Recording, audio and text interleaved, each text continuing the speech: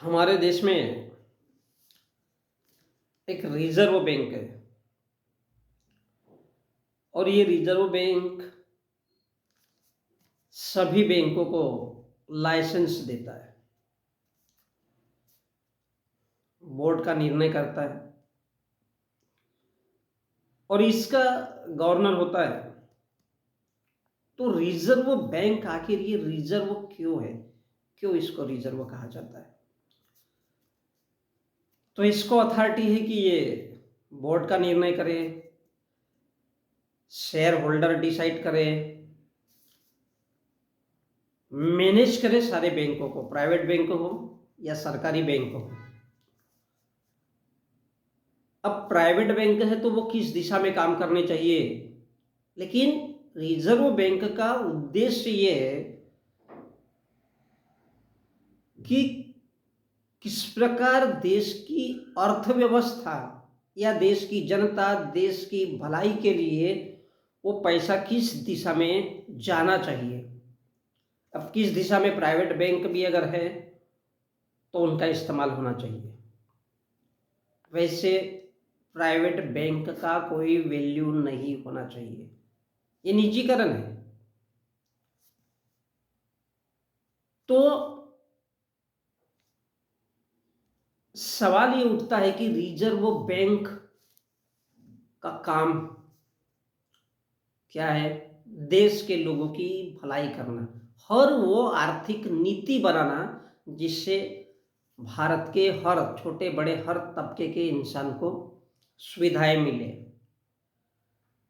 तो देश का पैसा ये डिसाइड करने के लिए है कि किस प्रकार की अर्थव्यवस्था, यानी गरीब, मजदूर, किसान, हर उस तबके के इंसान तक उसकी योजना पहुंच सके, कुल मिलाकर के देश की भलाई के लिए, जन कल्याण के लिए। तो ये रिजर्व बैंक डिसाइड करता है कि कौन से कानून होने चाहिए और कैसे कानून होने चाहिए। तो ये दंड भी देता है और शेयर होल्डर या कहे बिजनेसमैन है तो उसको डिफल्टर भी घोषित करता है और इसको राइट है ये उसकी संपत्ति कुर्क करवाता है, ऐसे नियम धर्म बनाता है। अब सवाल ये उठता है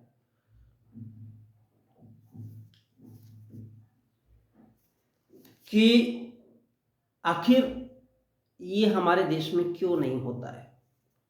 क्योंकि इसका उद्देश्य तो है कि सार्वजनिक जनता के हितों की रक्षा करना, दंड देने का प्रावधान, अगर कोई गड़बड़ सरबड़ करता है तो जेल में डालना चाहिए, उसकी संपत्ति कुर्क करना चाहिए या उसको फांसी पे लटकाना है। कुल मिलाकर के रिजर्व बैंक का उद्देश्य मात्र और मात्र देश के जनता की भलाई करना है और इसलिए एक गवर्नर की नियुक्ति की जाती है और नोटों पे गवर्नर की साइन होता है, जो पूरे के पूरे बोर्ड का अध्यक्ष होता है। इसमें प्रधानमंत्री का कोई रोल नहीं होता। प्रधानमंत्री केवल बोलेगा कि हाँ मेरे को इस फील्ड के लिए इतना पैसा चाहिए,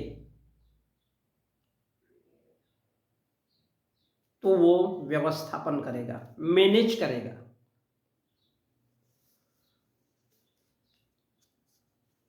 तो सवाल उठता है कि इसको रिजर्व हम बैंक क्यों कहते हैं? क्योंकि देश हित में गवर्नर जारी करेगा और रिजर्व बैंक का पैसा कहाँ खर्चा करना है ये आरबीआई डिसाइड करेगा, उसका बोर्ड तय करेगा। अब रिजर्व बैंक, रिजर्व का अर्थ है देश की भलाई के लिए किस प्रकार से पैसे को रिजर्व करना है। क्या करना है? रिजर्व करना है। इसलिए 200 करोड़ रुपए हमेशा रहने चाहिए मिनिमम। ये 1957 में डिसाइड किया गया,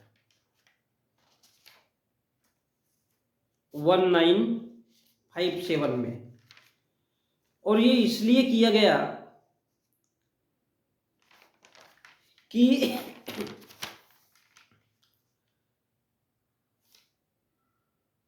कहीं सडनली किसी देश ने अटैक कर दिया या फिर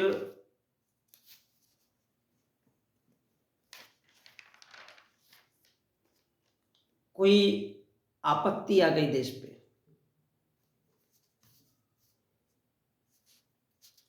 या फिर देश पे अगर कोई आपत्ति आ गई, कहीं प्राकृतिक आपदा का खेल हो गया, तो उसके लिए मिनिमम 200 करोड़ रहना चाहिए। कहीं बाहर के देश या किसी और ने अगर आक्रमण कर दिया तो फिर क्या करोगे? पैसे तो रहना चाहिए। तो इसलिए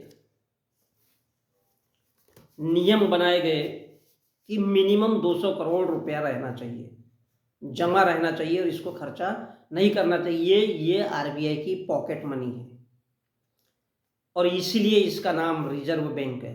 ये 200 करोड़ रिजर्व रखता है तकरीबन। अभी उन लोगों ने ये सोचा था कि 115 करोड़ सोना वोना जैसी चीज रहे और बाकी के पैसे। तो 200 करोड़ क्यों रिजर्व रखना है? तो यहाँ सवाल उठता है कि चाइना, पाकिस्तान, बांग्लादेश, ये किसी भी विदेशी देश ने अगर आक्रमण कर लिया तो उस वक्त हम लोग क्या करेंगे? अगर भारत का पैसा, अर्थव्यवस्था समाप्त हो जाए और देश के पास पैसा नहीं है तो क्या करेंगे? तो फिर ये पैसा काम में आएगा, काम चलाने के लिए, देश चलाने के लिए। युद्ध की स्थिति बने या फिर आर्थिक आपातकाल बने या भ्रष्टाचार किसी भी प्रकार से, जैसा आज देखते हैं भयंकर भ्रष्टाचार मोदी काल में, और ऐसी परिस्थिति हो जाए जिससे देश खत्म हो जाए, देश की अर्थव्यवस्था खत्म हो जाए, तो फिर नोटों की आवश्यकता है, तो फिर छापना भी पड़ सकता है। तो उस वक्त ये पैसा काम में आएगा। छापना भी पड़ सकता है, विदेशी लोन भी लिया जा सकता है, या फिर जो अन्य तरीके हैं वहां से भी पैसा वसूल किया जा सकता है। तो इस दौर के सारे बैंक या तो कोऑपरेटिव सोसाइटी या बर्बाद हो जाए, क्योंकि हमारे देश में अभी मोदी जी के काल में तो घट कर के जो सरकारी बैंक थे वो 12 रह गए और वो प्राइवेट बैंक ज्यादा बढ़ा दिए गए, 30 के आसपास है।